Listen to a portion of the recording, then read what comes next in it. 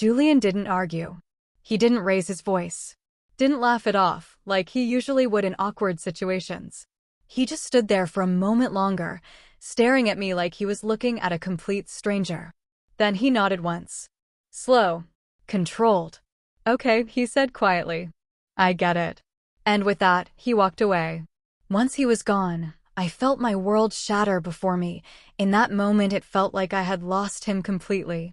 Chris turned to me immediately. Mimi, are you okay? What was that about? I'm fine, I said too quickly again. I was getting very good at lying. I just need some air. He hesitated but nodded. I'll walk you outside. In this point in time looking back, I don't know who I feel more sorry for, Julian, who I brutally hurt for reasons I don't even remember, or me having to keep all these secrets to myself. As we stepped out of the building, the nausea hit me again hard. I pressed a hand to my mouth, breathing through it. Chris could tell I was barely holding myself together. So he took my hand. Let me take you home. Okay, I replied. The drive was quiet. Not awkward. Just heavy. By the time we reached my apartment, the nausea had eased. Chris walked me inside and sat me down on the couch. Stay here, he said gently. I'll get you some water. Mimi, he said softly, sitting across from me. What's going on? Please tell me something, anything. I promise to understand no matter what. Finally, after days of holding back, tears began to run down my face. Chris, what do? I whispered. I don't know how much longer I can keep going. Chris leaned forward, concern etched into his face. What do you mean? I took a deep breath. I'm pregnant. The silence that followed was terrifying. Chris froze, not in anger, not in shock, but in disbelief. Then slowly, carefully, he asked, Is it Julian's? I nodded. Yes. He exhaled slowly. Does he know? No, I said quickly. And I don't plan on telling him. Chris looked at me for a long moment. I braced myself for rejection, for disappointment, for judgment. Instead, he surprised me. Then go out with me. I stared at him, certain I had misheard. What? He met my eyes steadily. I like you, Mimi. I always have. You don't have to be alone. Let me be by your side. This isn't that simple, I said, my voice shaking. I'm pregnant. With not just any man's child, it's Julian's.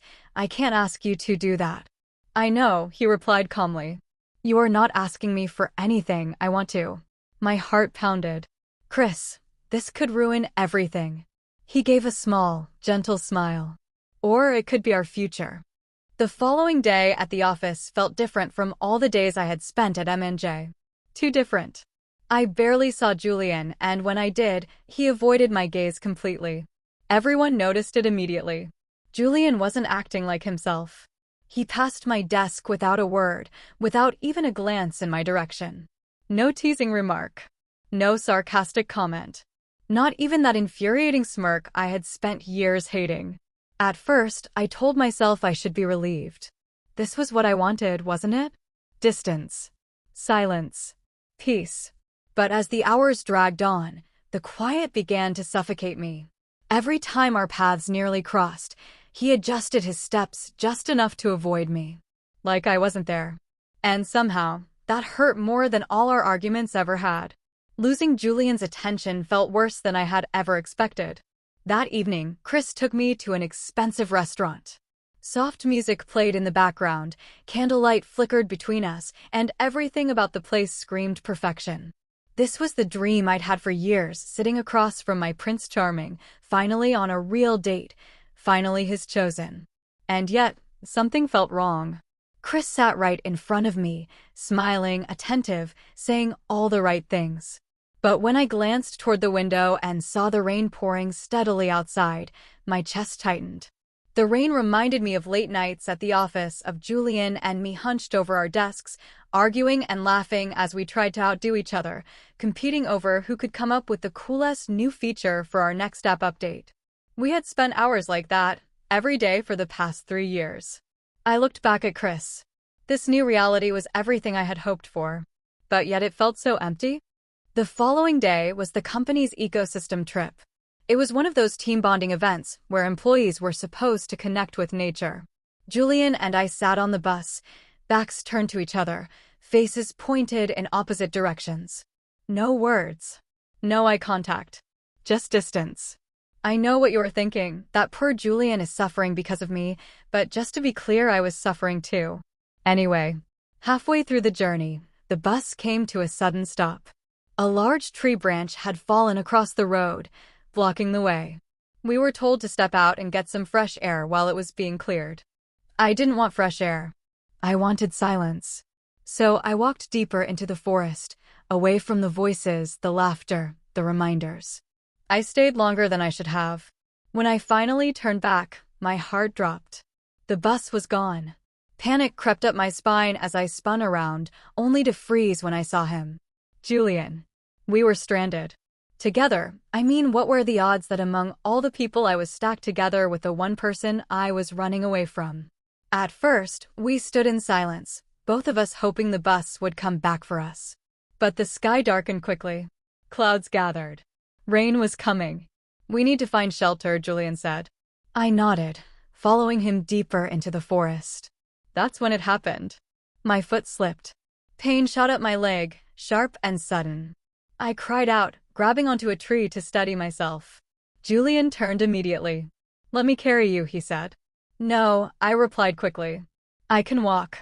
He didn't listen. Before I could argue again, he bent down and lifted me onto his back. You're heavy, he complained. It's like you're two people in there. Don't complain, I muttered weakly. I said I was fine. He didn't reply, but his grip tightened. We eventually found a small shelter just as the rain started pouring. Night fell quickly. I slept on one side, Julian on the other. Sometime deep into the night, a fever took over. My head felt heavy, dizzy. I drifted in and out of consciousness. Every time I opened my eyes, I saw him. Julian wiping my forehead, adjusting my position, whispering things I couldn't quite hear. Morning came softly. I woke up to find a piece of Julian's shirt tied carefully around my injured leg. You're awake, he murmured. Yes, I replied quietly. We should get back to the road, he said. As we walked, I called his name. Julian, thank you. For yesterday. He didn't look at me, but he replied softly, thank you too. We found our way back easily. The bus was waiting.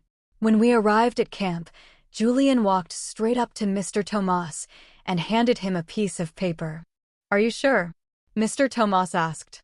I am, Julian replied, walking past him without looking back. Confused, I approached Mr. Tomas. Sir, what was that about? He sighed, holding up the paper. Julian resigned from MNJ, he said. He's going back to Korea. My heart dropped. Did he say why? I asked, my voice barely steady. Mr. Tomas hesitated. He said, something about his reason for staying here being gone.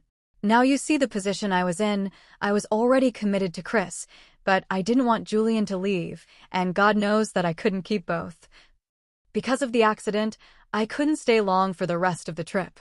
The doctor insisted I go home and rest. Chris came almost immediately after hearing what had happened.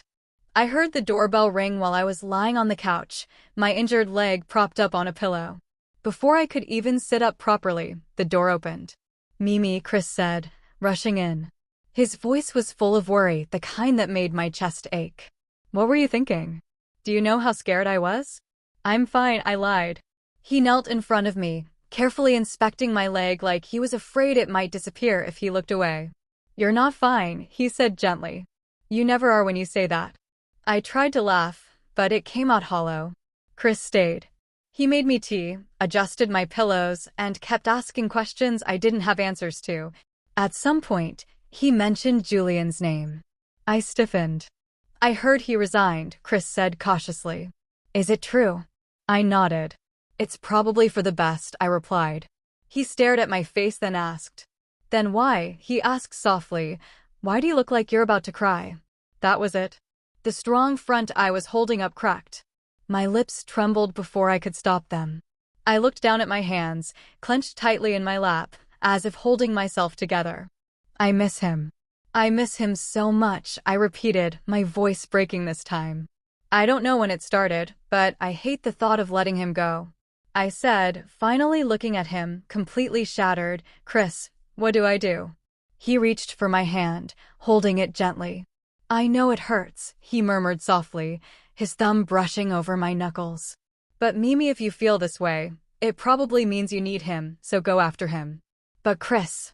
"No buts, Mimi, it's okay. Go after him, I will be alright." I didn't wait another second. As soon as Chris let me go, I grabbed my bag and ran. My mind was a mixture of chaos and confusion, but one thing was clear: I wasn't letting him go. I went straight to his apartment. Every step felt like my heart was beating against my ribs. When I arrived, I fumbled with my keys, but the door was unlocked. "Julian." I called softly, my voice shaking. "It's me. Mimi." The apartment was quiet. Too quiet. I found a note on the counter. My hands trembled as I unfolded it. "Gone. Airport. Don't wait." He was leaving, or he had already left. I had come running, ready to confess everything, and now he was gone. Somehow I had to find him. Before the plane. Before it was really too late. I arrived at the airport, heart hammering so loud I thought it would betray me. I ran through the terminal, ignoring the curious looks, ignoring the people in my path. "Julian." I called out, voice cracking. "Julian." My chest sank. I saw the gate screens. His flight was already boarding. The line of passengers moving toward the plane was he already gone. And then I saw him. He was there, suitcase in hand, passport in the other, looking like he always did, calm, composed, untouchable. My heart ached seeing him so far away yet so close. "Julian." I screamed again, louder this time, drawing the attention of nearby travelers. He turned, eyes widening as he saw me. I ran toward him, ignoring the protests of security and the chaos around me. My bag slipped from my shoulder, my legs burned, but I didn't care. "Wait," I cried. "Please don't leave." Julian froze, mid-step toward the jet bridge. Finally, I reached him. Facing Julian, I knew I had to pour everything out. No holding back. "I miss you, Julian," I said, my voice trembling. "I miss you arguing with me over which features were best for an app. I miss you teasing me for the simplest of reasons, and I miss you trying your best to annoy me every single day without fail. So please, Julian, don't leave." Julian stood there in silence for a moment, taking in my words. Then he spoke, softly, almost regretfully. "Mimi, if you're saying this because you feel guilty, you don't have to. This was my decision. I'm just sorry it took me hurting you for me to realize what I needed to do." I shook my head, stepping closer. "No, that's not it. It's not guilt. For a long time I thought it was, but it's not. Julian, I love you. I don't know for how long, but I just know I do. I want you to stay with me, with our child." Slowly placing a hand over my stomach. Julian froze. "Mimi, are you pregnant?" he asked, his voice catching. I nodded, tears slipping down my cheeks. "I am." He didn't say another word. He just pulled me into his arms, holding me like he would never let go. Then he whispered, "Are you sure this is what you want?" I held him tighter and replied, "Yes." And just like that, everything, the fear, the longing, the chaos of the past weeks, melted away. Now in Julian's arms, I thought of something. Just a few weeks ago, I would have given anything to have him on that plane, but now I don't think I could live through it if he was.